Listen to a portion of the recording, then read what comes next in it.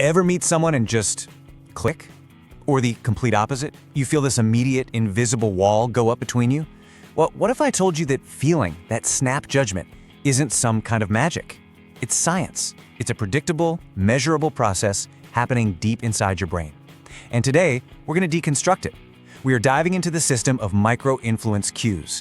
These are the tiny, almost invisible signals that create instant, instinctive trust. Look, the reason you instantly trust some people and instantly doubt others isn't a rational decision. It's a rapid, subconscious assessment. We're about to show you the 3 hidden signals that scientifically bypass that skepticism and make people instinctively trust you. Now, this completely flips our whole idea of trust upside down, right?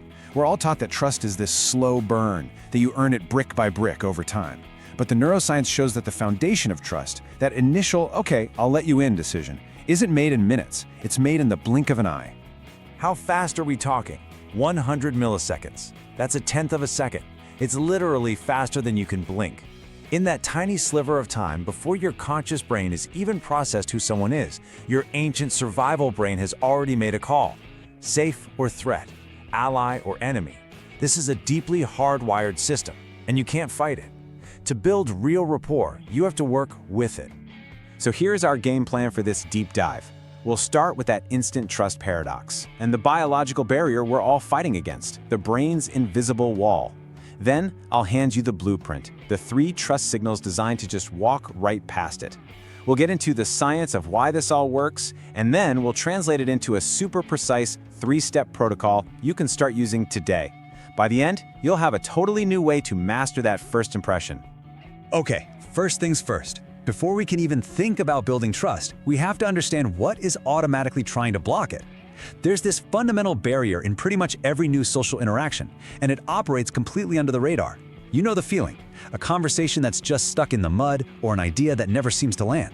That friction you're feeling? It's real, and we call it the brain's invisible wall.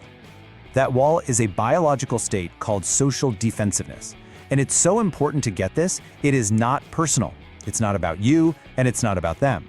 It's the brain's default security setting when it meets someone new. It's running a low-level threat scan, asking all these questions subconsciously. Is this person on my side? Do they want what I want? Are they a friend or a foe?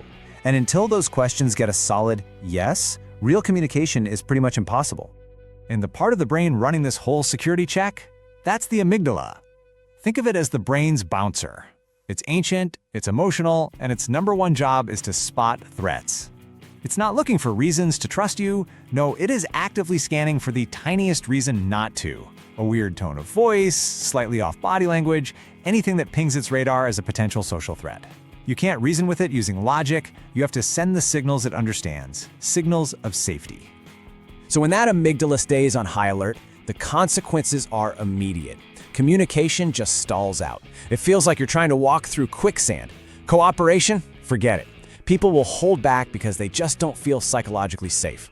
And this leads directly to missed opportunities, right? A blown sales pitch, a bad negotiation, a connection that just fizzles out, all because we didn't know how to send the right safety signals in those first few critical moments.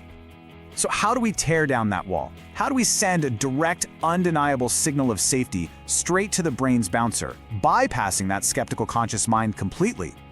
This is where our framework comes in. Now, this isn't about manipulation or being fake. This is about communicating clearly in the brain's native language.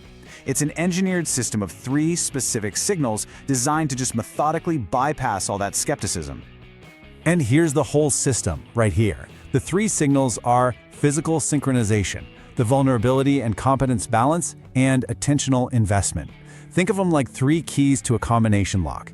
Each one unlocks a different part of the brain's trust mechanism. Use one and it's helpful, but use them all together in the right order, the effect is exponential. You literally create a cascade that shifts someone from defensive to open. Let's break each one down. Signal number 1 is physical synchronization, or what most people call mirroring. This is where you subtly match another person's physical state, their posture, their gestures, even how fast or slow they talk. Now, the key word here is subtly. You're not trying to be a copycat, you're creating a subconscious echo. When someone's brain sees its own body language reflected back, it interprets that as familiarity. It sends a simple, powerful message. Hey, I'm like you, we're on the same team.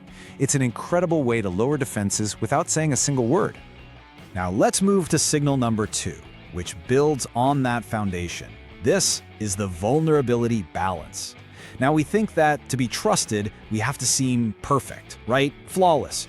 But here's the paradox. Being too perfect actually makes people suspicious. It just doesn't feel real.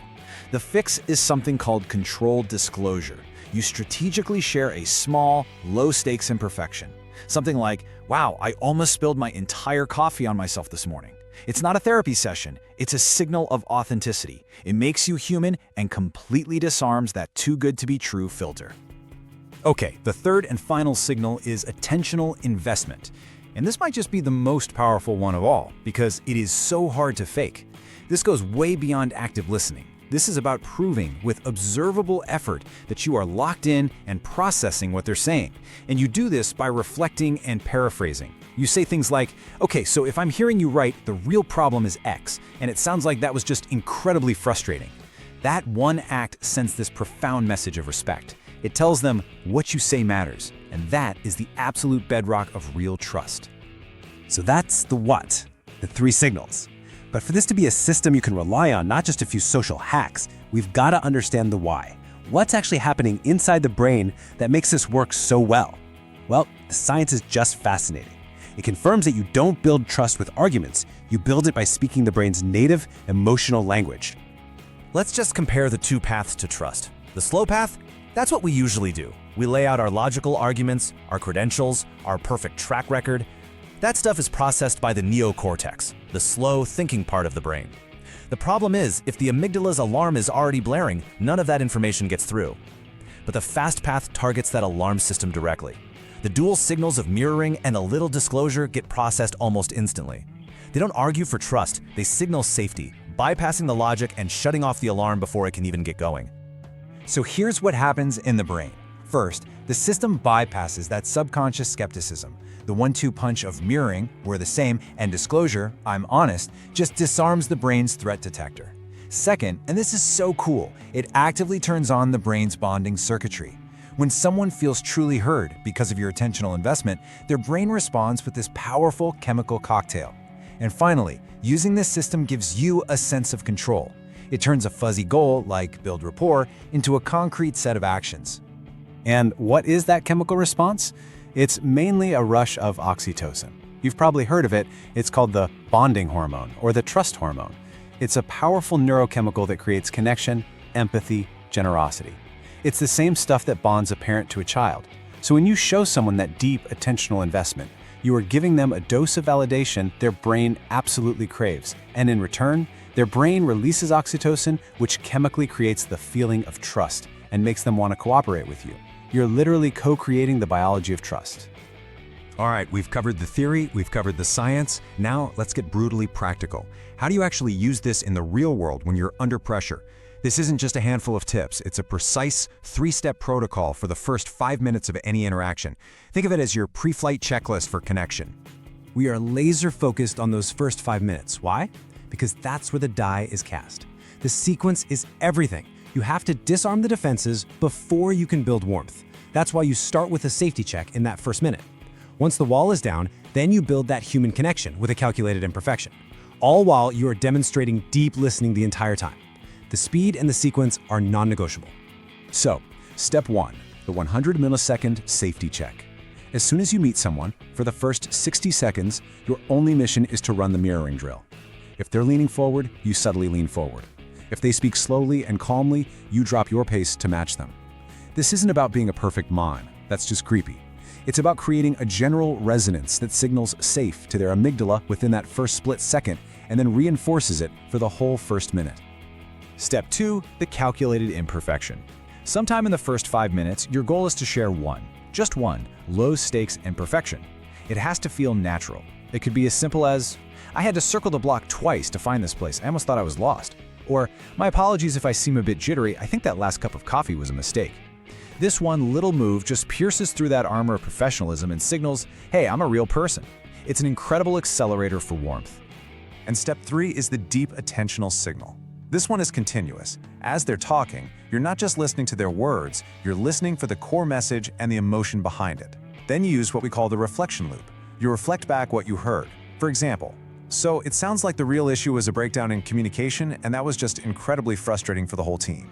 That one sentence proves you get it, on both a logical and an emotional level. That's the ultimate trust-building move. So, let's pull this all together.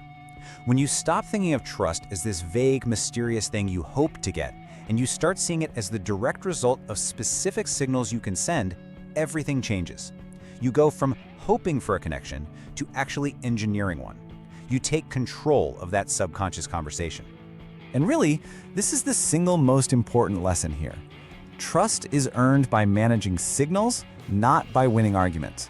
You can have the best idea in the world, the most impressive resume, the most logical presentation, but if you fail to send those first signals of safety and authenticity, your message is just going to bounce off that invisible wall. Master the signals, and the arguments almost take care of themselves. So your very next interaction starts in 100 milliseconds. Are you ready for it? Just remember, these micro-influence cues are your direct answer to that universal problem of social defensiveness. And this matters because it gives you a systematic, repeatable way to build instant, instinctive trust. By using physical synchronization for safety and a calculated imperfection for authenticity, you now have the framework to bypass that subconscious skepticism and actually turn on the brain's bonding chemistry. The crucial point is this. This isn't just about being more effective. It's about mastering the system that makes human connection feel effortless.